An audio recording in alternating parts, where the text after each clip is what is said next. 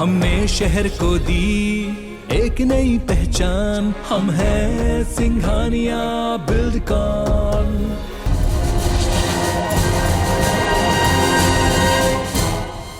नमस्कार, दलित पुरोधा डॉक्टर भीमराव अंबेडकर की जन्मस्थली महू में आपका स्वागत है। मैं हूं दीपक यादव। आप देख रहे हैं हमारी खास पेशकश दलित सधे तो सत्ता सधे। जमहूरियत एक तर्जे हुकूमत है जिसमें बंदों को गिना जाता है, तोला नहीं। और इस गिनने के खेल में कब जातियां वोट बैंक में तब्दील हो जाती हैं, इसे समझाने की भी आपको ज़रूरत नहीं है।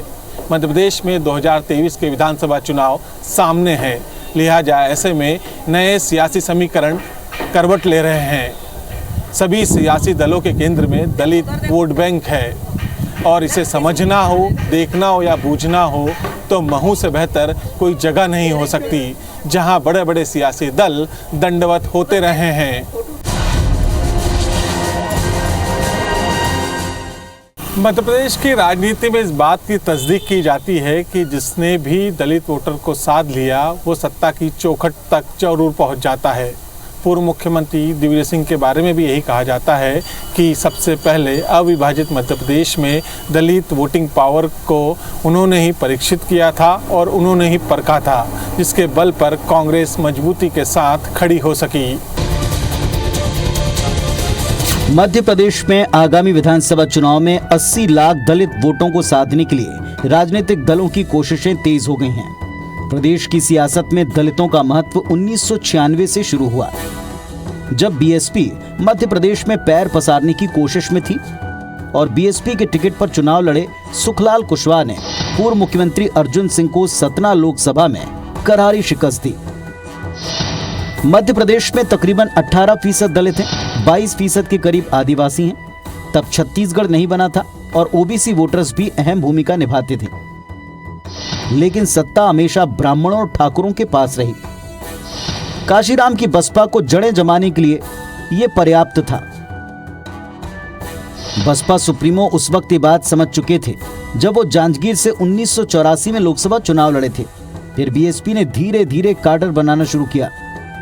उसका सबसे बड़ा फोकस उत्तर प्रदेश से सटे बुंदेलखंड और बघेलखंड पर रहा, जहां दलित और ओबीसी एक विनिंग कॉम्बिनेशन बना सकते थे।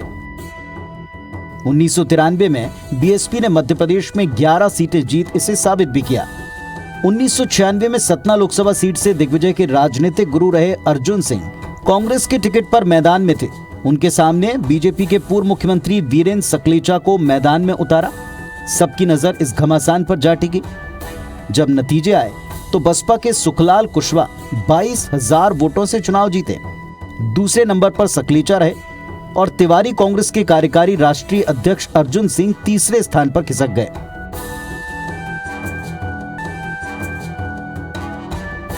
दिग्विजय सिंह जी ने हमेशा हर वर्ग को साथ दिया है। उन्होंने किसी भी वर्ग की उपेक्षा नहीं होने दी। दलितों का भरपूर सहयोग किया उन्होंने, और मध्य प्रदेश में कहीं पर भी दलित उत्पीड़न हुआ तो दिग्विजय सिंह जी सामने खड़े हुए। कांग्रेस पार्टी पूरी दलितों के साथ खड़ी रही है। तो मध्य प्रदेश में कांग्रेस पार्टी ने हमेशा दलितों के लिए बढ़ चढ़कर काम किया है। 1996 के सतना लोकसभा चुनाव ने मध्य प्रदेश में दलित सियासत की नई इबारत लिखी। अर्जुन सिंह की हार के बाद कांग्रेस के सीएम रहते दिग्विजय सिंह समझ गए कि दलित वोट बैंक सत्ता की वो सीढ़ी है जिसका इस्तेमाल किया जा सकता है। उन नतीजों से सबक लेते हुए दिग्विजय सिंह ने मध्य प्रदेश के सभी बड़े बसपा नेताओं पर डोरे डालने शुरू किए। कांग्रेस में लाकर उनको लाभ वाले पद दिए। दिग्विजय सिंह ने दलितों को टारगेट कर योजनाएं लॉन्च की, जैसे चरनोई की जमीन भूमिहीन दलितों को बंटवा दी। सरकारी खरीद में दलित व्यापारियों के लिए कोटा फिक्स किया। दिग्विजय की किस्मत ने भी साथ दिया। जहां दलितों के सहारे मायावती 1998 में उत्तर प्रदेश में बैठी थी, वहीं मध्य प्रदेश में दलित एजेंडे के सहारे दिग्विजय सिंह दूसरी बार सत्ता में आ गए। 2003 के चुनाव में दलितों ने दिग्विजय का साथ तो दिया, पर बीजेपी के मिस्टर बंटाढार कैंपेन ने उन्हें सत्ता से बेदखल कर दिया। इसके बाद भी दलित वोटर्स को बीजेपी से जुड़ने में 10 साल और लगे। बोले कि दिग्विजय सिंह ने ऐसा किया, क्योंकि उन्होंने जो किया उससे प्रदेश 20-25 वर्ष पीछे चला गया। जो उन्होंने किया तो उनके पदचिन्हों पे या उनके उदाहरणार्थ हम काम नहीं करेंगे। हमारे अपना सोच है, हमारा अपना विचार है, हमारा अपना एक ध्येय है कि भारत को कैसे मुख्य धारा में लाना है, विश्व की मुख्य धारा में लाना है। 2003 विधानसभा चुनाव के बाद बीजेपी ने भी सोशल इंजीनियरिंग के फॉर्मूले पर काम किया। 2008 में सरकार बनाने के बाद महू में अंबेडकर तीर्थ की दिशा में काम आगे बढ़ाया। संत रविदास जयंती पर कार्यक्रम आयोजित किए जाने लगे। बीजेपी ने समरसता सम्मेलनों का आयोजन शुरू किया, जिसका लाभ पार्टी को 2013 के चुनाव में मिला। एससी वर्ग के लिए आरक्षित 35 सीटों में से बीजेपी ने 28 सीटें जीती, लेकिन 2018 में दलित वोटर्स ने बीजेपी से फिर दूरी बना ली। नतीजा, बीजेपी एससी के लिए आरक्षित 35 सीटों में से महज 17 सीटें ही जीत पाई। मध्य प्रदेश में दलित राजनीति की शुरुआत दिग्विजय सिंह ने की, पर मध्य प्रदेश में उस समय बहुजन समाज पार्टी के बढ़ते प्रभाव के आगे दिग्विजय सिंह का यह फार्मूला ज़्यादा लंबा नहीं चला। फिलहाल उत्तर प्रदेश चुनाव के परिणाम के बाद बहुजन समाज पार्टी की स्थिति को देखते हुए बीजेपी इस फार्मूले को आगे बढ़ा रही है। सुधीर दंडोतिया, IBC 24, भोपाल। मध्य प्रदेश विधानसभा चुनाव 2018 में भाजपा और कांग्रेस के बीच में कांटे की टक्कर देखी गई थी। सियासी पंडितों की माने तो 2023 में भी भाजपा और कांग्रेस के लिए राह आसान नहीं होगी। इसे देखते हुए भाजपा ने तैयारियां शुरू कर दी हैं। दलित सियासी कार्यक्रमों का आयोजन किया जा रहा है। संत रविदास जयंती से लेकर बाबा साहब अम्बेडकर के जन्मदिवस तक। लेकिन इस पूरी रेस में कांग्रेस कहाँ है?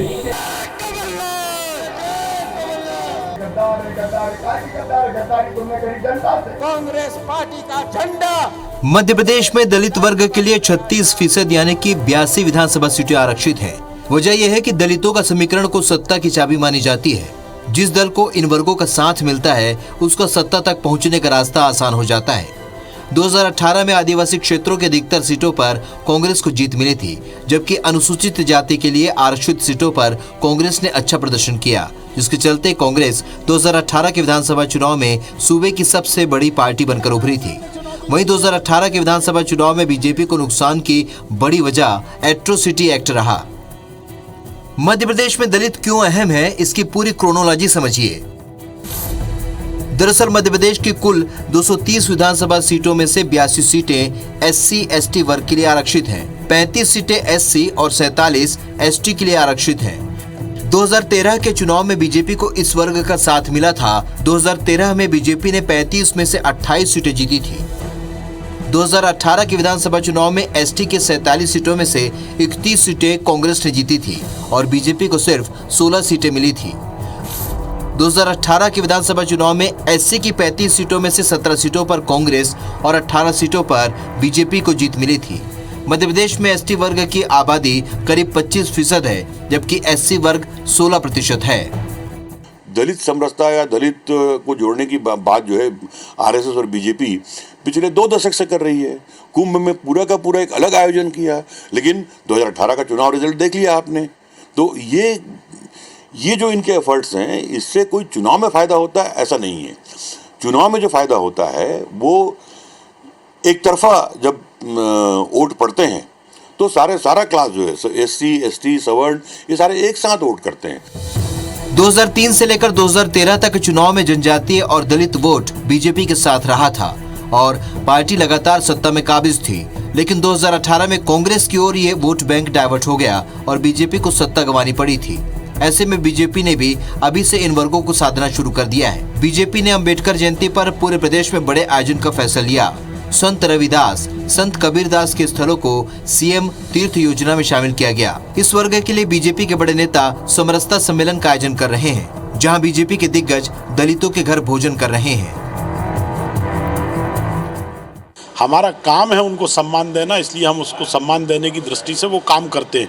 लेकिन हमने कभी इस नाम पर, दलितों के नाम पर राजनीति नहीं की। दलितों के उत्थान के लिए जो काम है, जो योजनाएं हैं, वो सरकार चला रही है। भारतीय जनता पार्टी का एक कार्यकर्ता इस काम में लगा हुआ है। और जैसे हमने कहा कि हम कभी समाज के आधार पर राजनीति नहीं करते, सेवा का काम करते हैं।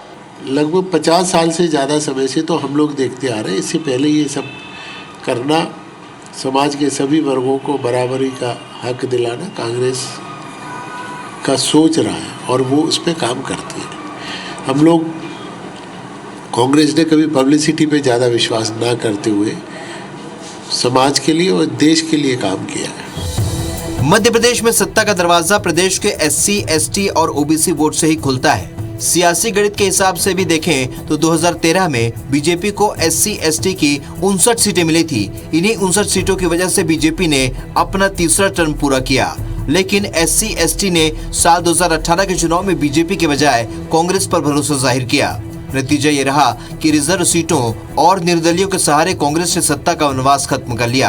हालांकि कांग्रेस का ये सफर मुश्किल भरा रहा और आखिरकार 2020 में कांग्रेस की सरकार भरभरा कर गिर गई। अब मिशन 2023 के लिए अभी से बीजेपी और कांग्रेस जातिगत समीकरण जमाने में लगे हैं। मध्य प्रदेश में विधानसभा के चुनाव भले ही दोनों पर, लेकिन बीजेपी ने सत्ता में वापसी की तैयारी अभी से कर ली है। इसके लिए बीजेपी के रणनीतिकार दलित वर्ग में सत्ता का रास्ता खोज रहे हैं। मध्य प्रदेश के अंदर दलित वर्ग की जनसंख्या सत्ता में बैठने और उतारने का मादा रखती है। कांग्रेस ने मध्य प्रदेश में जब भी विजय का परचम फहराया, सत्ता के सिंहासन पर विराजमान हुई, तो उसमें दलित वोटर्स का भरपूर साथ मिला। मध्य प्रदेश के विभाजन के बाद से भाजपा लगातार जीतती रही, लेकिन 2018 में दलित वोटर्स ने कांग्रेस का हाथ थामा और जिसकी वजह से भाजपा को अपनी कुर्सी गंवानी पड़ी। हालांकि यह अलग बात है कि सिंधिया के बवंडर में पूरी कांग्रेस धराशायी हो गई।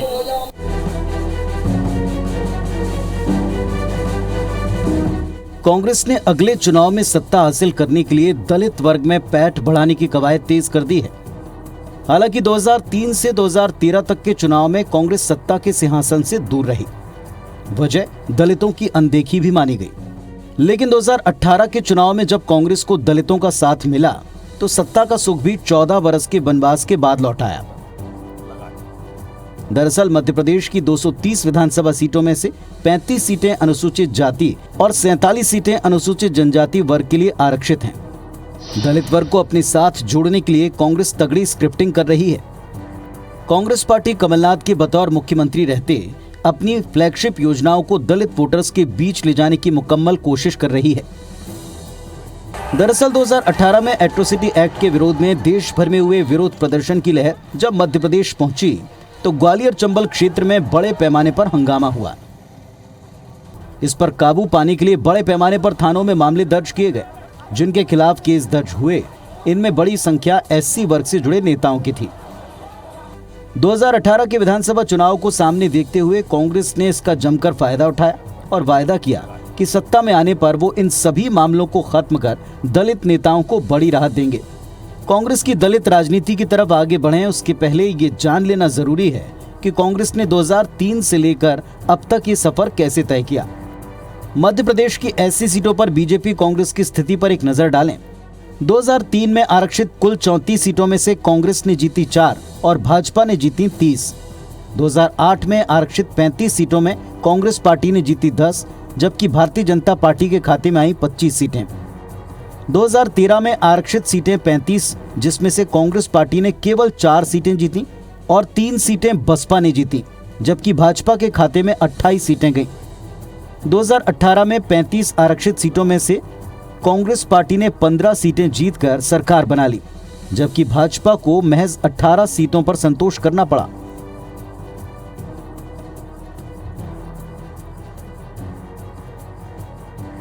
इस तरह से 2018 के अप्रैल में दलितों पे अत्याचार हुआ था, उनको भूना गया था। कांग्रेस पार्टी ने उस समय पूरे जो भी दोषी लोग हैं कांग्रेस सरकार आने के बाद उनके खिलाफ कार्रवाई की थी, कानून कार्रवाई। और दूसरा, आज बाबा साहब अम्बेडकर ने जो संविधान बनाया है उसमें जो कुछ भी चीज़ें SC वर्ग के लिए दी हुई है, कांग्रेस पार्टी पूरी तरह से कटिबद्ध है। हालांकि मार्च 2020 में जब कांग्रेस पार्टी की सरकार गिरी और शिवराज सिंह चौहान चौथी बार मुख्यमंत्री बने, तो भाजपा ने इस तरफ ध्यान देना शुरू कर दिया। भाजपा सरकार ने SC वर्ग का फिर से भरोसा जीतते हुए नवंबर में 28 विधानसभा सीटों के उपचुनाव में बड़ी बढ़त बना ली। चूंकि ज्योतिरादित्य सिंधिया ग्वालियर चंबल के अपने दिग्गज नेताओं के साथ कांग्रेस छोड़ भाजपा में आ चुके थे, इसीलिए इस क्षेत्र में भाजपा ने SC वर्ग के बीच अपनी पैठ मजबूत करने की कवायद को गति दे दी। कंट्रोल की दुकान से राशन लेने नहीं जा सकते थे, उनको उनके गांव में उनके दरवाजे पर राशन पहुंचाने का काम किसने किया? माननीय शिवराज सिंह की सरकार ने। कांग्रेस सिर्फ उनकी भावनाओं को के साथ खिलवाड़ करती है। भाई सरकार तो 15 महीने आपकी भी रही, तो आपने ऐसा काम क्यों नहीं किया? उनको किया हो तो बताएं। हालांकि कांग्रेस ये दावा जरूर करती है कि मध्य प्रदेश में कम से कम दलित वोटर कांग्रेस के साथ हैं। अगले चुनाव में भी दलित वोटर कांग्रेस पर ही भरोसा जताएगा, क्योंकि बीजेपी की सरकार ने दलितों के साथ सिर्फ छल किया है। तो मध्य प्रदेश में 2023 में ऐसा एक पिक्चर उभर कर सामने आ रहा है कि यदि ये बसपा से दूर हुआ है तो क्या कांग्रेस के पास चला जाएगा। पूरी कोशिश जो है भारतीय जनता पार्टी और कांग्रेस की ये है कि जो वोटर बसपा से छूटा है वो उनकी पार्टी की ओर आए। जाहिर है दलित वर्ग को साधे बिना कांग्रेस को सत्ता नहीं मिलने वाली, ये बात कांग्रेस पार्टी भी बेहतर समझती है। शायद इसीलिए कांग्रेस पूरी ताकत के साथ मध्य प्रदेश के 1 करोड़ दलित वोटर्स को रिझाने की कोशिश कर रही है। ये देखना दिलचस्प होगा कि कांग्रेस कैसे दलितों के आशीर्वाद से सत्ता में कमबैक करती है। नवीन कुमार सिंह, IBC 24, भोपाल। मध्य प्रदेश की राजनीति में सत्ता और सियासत का तीसरा कोण, तीसरी शक्ति दलित वोटर्स के बलबूते पे ही उभरा है। पिछले चुनाव में बहुजन समाज पार्टी ने एक दमदार उपस्थिति दर्ज कराई थी। उसके अनजान दलित उम्मीदवारों ने धुरंधरों को धूल चटा दी थी, लेकिन इस बार बहुजन समाज पार्टी नदारद है। आखिर क्या वजह रही कि पार्टी दलित शक्ति को एकजुट करने में बिखर गई है?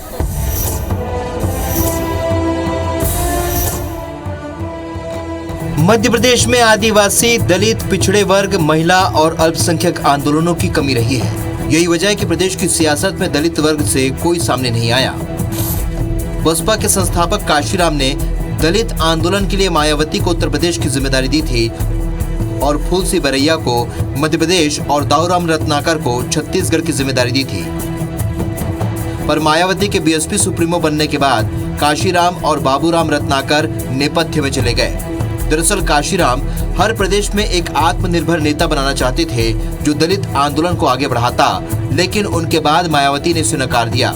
काशीराम के जाने के बाद जैसे ही मायावती पार्टी की सर्वमान्य नेता हो गई, उन्होंने फूलसी बरैया को बाहर का रास्ता दिखा दिया। बीएसपी का जो वर्चस्व कम हुआ, फूल सिंह बरैया जो है वो एक बार एमएलए रहे केवल, लेकिन उनके 2 बार के सांसद सोनेराम कुशवाहा और वो पटेल, ये बड़े प्रभावी नेता रहे बीएसपी के। उस दौर में जो नेता थे प्रभावी बीएसपी के, वो सब बीएसपी छोड़ के अपनी अपनी नई पार्टी बना ली। तो उसके बाद से फिर जो है वो बीएसपी का प्रभाव कम होता गया। फूल सिंह बरैया ने बहुजन संघर्ष दल नाम से पार्टी जरूर बनाई, लेकिन फिलहाल उनका कोई अस्तित्व नहीं है, क्योंकि फूल सिंह बरैया खुद कांग्रेस में शामिल हो चुके हैं। जीत हार सत्ता की भावनाओं से परे उत्तर प्रदेश सहित दूसरे राज्यों में बहुजन समाज पार्टी के वोट बैंक पर अब दूसरे दलों की नजर है। बीएसपी के मतदाताओं को अपने पाले में लाने के लिए बीजेपी ने प्रयास तेज कर दिए हैं। संत रविदास के जन्मदिवस को धूमधाम से मनाने के बाद अब डॉक्टर भीमराव अंबेडकर के जन्मदिवस पर भी 10 दिनों तक सेवा कार्य की तैयारी है। इससे बसपा समर्थकों को हाथी से उतारकर कमल का फूल भेंट करना आसान हो जाएगा। जब 1,30,000 कार्यकर्ता ग्रामीण क्षेत्र में जाएगा, शहरी क्षेत्र में जाएगा और जब अम्बेडकर जी के जन्म जयंती का कार्यक्रम मनाएगा, तो ये हमारे लिए बहुत बड़ा सौभाग्य होगा।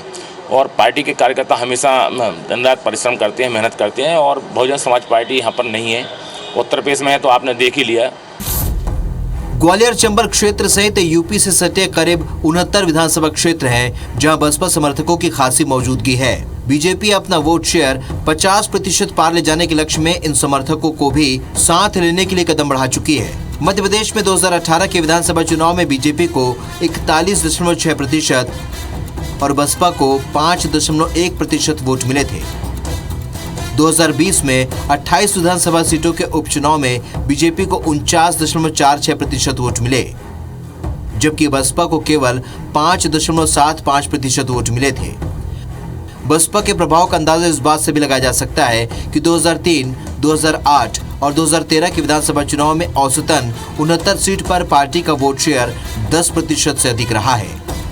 2018 के विधानसभा चुनाव के बाद बसपा ने कांग्रेस सरकार को समर्थन दिया, लेकिन बाद में रिश्तों में खटास आ गई थी। ऐसे में बसपा के नेता या वोट बैंक कांग्रेस का रुख करेंगे, ये बड़ा सवाल है। कांग्रेस ने हमेशा गरीब, पिछड़े, शोषित वर्ग के लिए काम किया। कुछ गलतफहमियां पैदा करने की कुछ कोशिश की गई और वो अब सबको सच्चाई सामने आने लगी है कि समाज के सभी वर्गों का भला कांग्रेस ही कर सकती है। मध्य प्रदेश में बीएसपी अपने संघर्ष के दिनों में है। हालांकि बीएसपी का असर उत्तर प्रदेश से लगे विंध्य, बुंदेलखंड, ग्वालियर, चंबल में अभी भी है, पर उत्तर प्रदेश में बहुजन समाज पार्टी का जनाधार सिकुड़कर पीएम मोदी और प्रदेश की योगी सरकार की गरीब कल्याण की योजनाओं के कारण बीजेपी के जनाधार में बदला है। इसका प्रभाव स्वाभाविक तौर पर मध्य प्रदेश में भी होगा। मध्य प्रदेश में बीजेपी यूपी की तर्ज पर इस वर्ग को न केवल जोड़ने की कोशिश में है, बल्कि इस वर्ग के लिए योजनाएं बनाने में भी जुटी है। उत्तर प्रदेश में बीएसपी के प्रभाव कम होने के बाद में मध्य प्रदेश के अंदर कांग्रेस और बीजेपी की बीएसपी के दलित वोट बैंक पर निगाहें। देखना होगा मध्य प्रदेश में अब तक बीएसपी का साथ देने वाला दलित 2023 के चुनाव में किसके साथ जाता है। सुधीर दंडोतिया, IBC 24, भोपाल।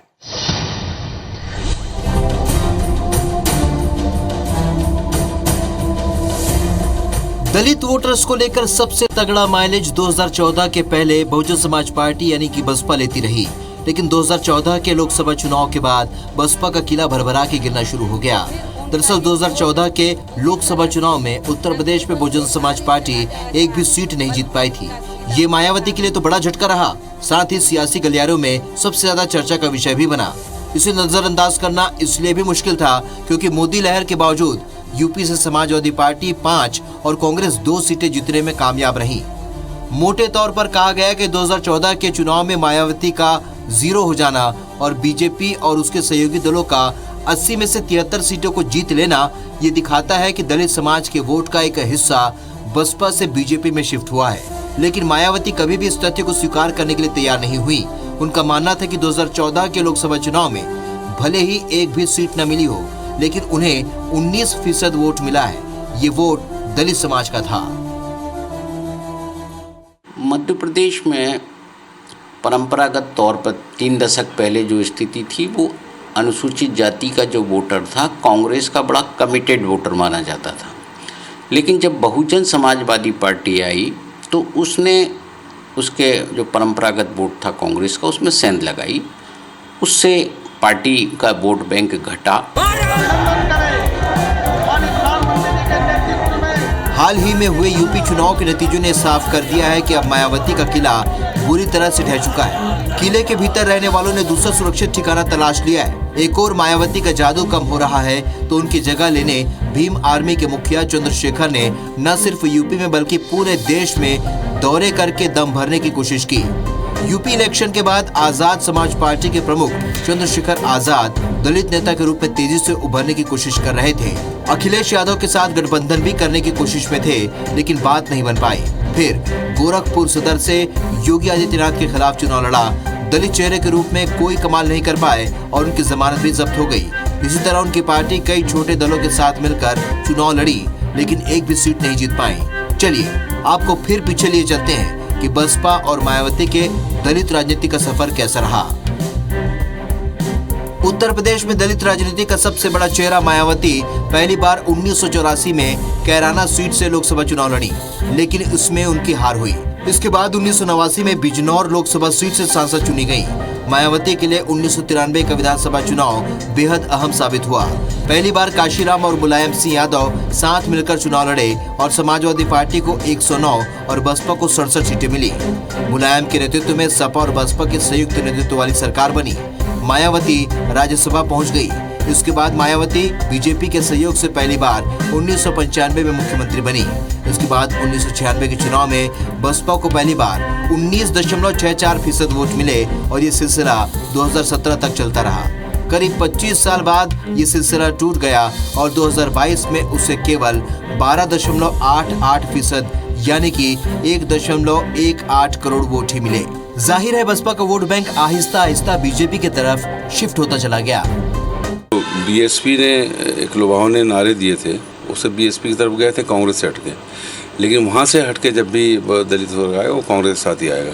और यही वजह है कि पूरे दलित सीटों पे कांग्रेस पिछले चुनाव में भी जीती थी और 2023 में भी कमलनाथ जी के नेतृत्व में कांग्रेस पार्टी सब दलित सीटों में जीतेगी। बसपा के बढ़ते प्रभाव ने इसे यूपी से बाहर निकलकर देश के दूसरे राज्यों में भी राजनीति करने का मौका दिया।